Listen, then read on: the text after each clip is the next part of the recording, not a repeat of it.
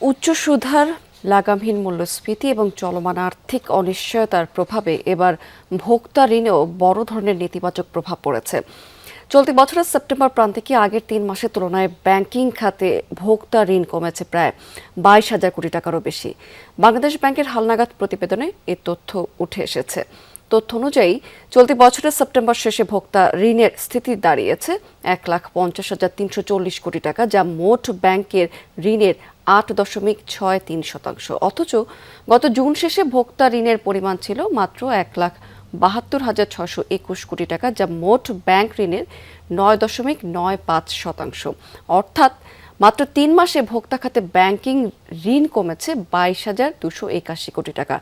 এতদিন ব্যবসা বাণিজ্য, নির্মাণ এবং পরিবহন সহ প্রায় সব উৎপাদনমুখী খাতে ব্যাংক ঋণের স্থিতি কমলেও ভোক্তা ঋণ তুলনামূলকভাবে বাড়ছিল। তবে চলতি বছরের তৃতীয় প্রান্তিকে এসে এই খাতে বড় ধরনের পতন দেখা গেল।